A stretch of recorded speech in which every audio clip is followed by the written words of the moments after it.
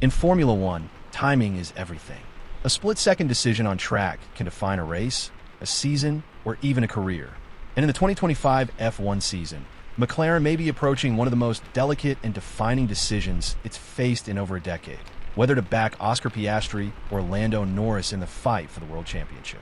It's a conversation no team wants to have too early in the year, but the trajectory of the season and the growing pressure from rivals like Red Bull and Mercedes may force their hand sooner than anticipated. As we head into the European triple header, kicking off this weekend at the iconic Imola circuit, the stakes are clear. This is more than just 3 races back-to-back. It's a stress test for championship contenders. It's the phase of the calendar where patterns solidify, pecking orders become real, and the facade of parity fades. Upgrades will be trialed, strategies refined, and team hierarchies, both internal and external, will begin to crystallize. And McLaren, more than any other top team, sits at a unique crossroads. At this point in the season, Oscar Piastri leads his teammate Lando Norris by 16 points. It's a gap that's meaningful but not insurmountable. What makes this more complex is that both drivers are performing at an elite level.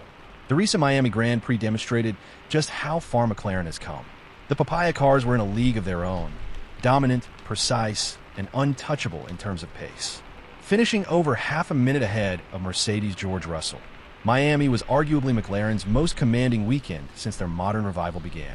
But dominance brings its own problems. When both drivers are in the title mix, the danger isn't always from the outside. As Martin Brundle pointed out during his appearance on the F1 show, McLaren's greatest challenge could be internal. How to manage 2 drivers competing at the very top, while still fending off heavyweights like Max Verstappen and George Russell. Brundle drew a parallel to 1986, when Alain Prost swooped in to win the championship, while Williams drivers were too busy taking points off each other. It's a cautionary tale. You can have the fastest car, the strongest lineup, and the best execution. But if you split your firepower for too long, someone else might sneak in and steal the war. Max Verstappen, for example, doesn't have this problem. His Red Bull teammate, Yuki Tsunoda, while competent, is not expected to challenge him for the title. Max can rely on maximum team backing and strategic preference in any tight situation. That simplicity allows Red Bull to focus all their resources on Verstappen's championship campaign. And even though the RB21 hasn't been as dominant this year as in seasons past, Verstappen remains a threat, just 32 points behind Piastri. George Russell, on the other hand, has shown flashes of title-worthy form, but is still 38 points behind. Mercedes is cautiously optimistic about their upcoming upgrades at Imola. But until those deliver real performance, McLaren arguably sits in the most powerful position on the grid, at least for now. So, what does that mean for team strategy? The tough part is this. Waiting too long to pick a lead driver could be fatal. Brundle suggests that waiting until someone is mathematically out of contention, October or November, would be far too late in this ultra-competitive landscape.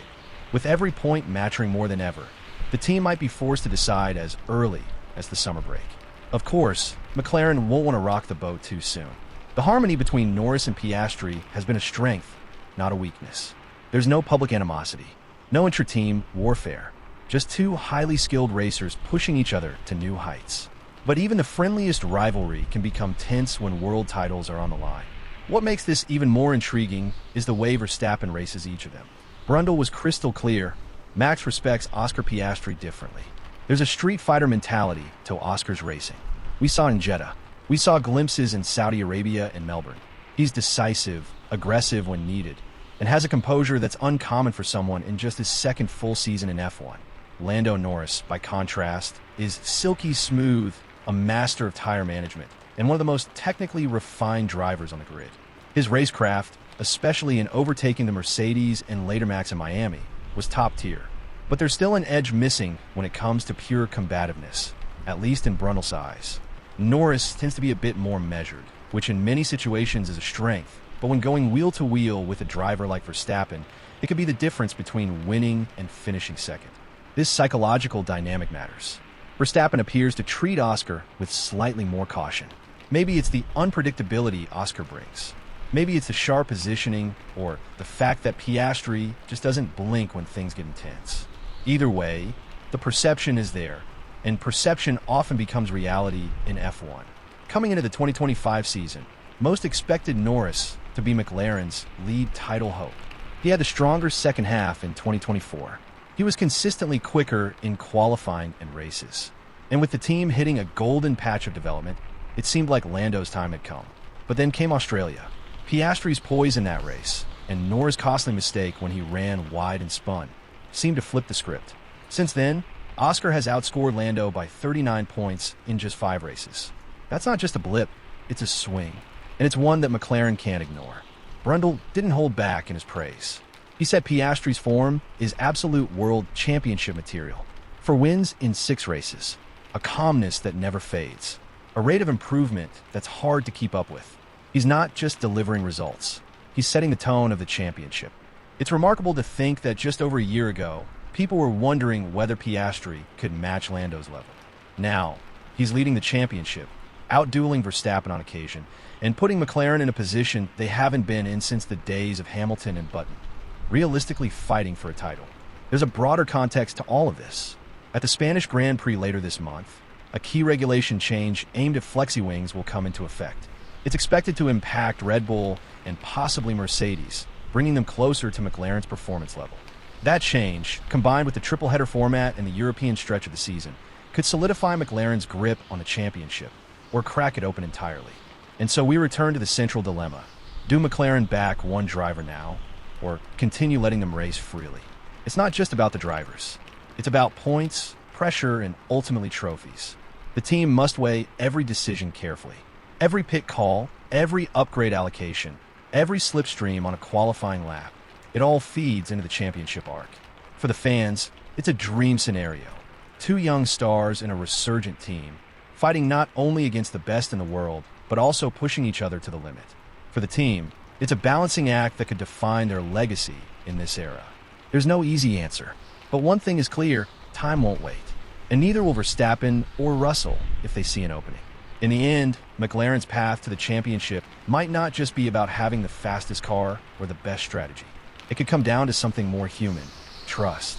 Trust in the data, yes, but also in their instincts, in knowing when to let the battle play out and when to say, this is our guy. Whether that ends up being Piastri or Norris, it's going to require courage, unity, and a bit of ruthlessness. That's Formula One. That's what makes it beautiful and brutal at the same time. As we head into Imola, the next chapter of this thrilling 2025 season awaits. And if history tells us anything, it's that championship narratives are shaped not just by speed, but by decisions made in moments exactly like these. Hello, McLaren faithfuls. Stand a chance of winning $1,000 by hitting that like button. Drop a comment below and subscribe so you never miss any McLaren and F1 updates with relaxing ASMR elements. McLaren Faithful's YouTube channel is now covered in English and multiple languages. Your support is what keeps this incredible community growing stronger every day. It costs you nothing to like and subscribe, but it helps the channel tremendously. Let's continue the conversation and share our passion for McLaren and F1 together. As a YouTube member, you can also discover my journey as a passionate creator navigating life with challenging disabilities.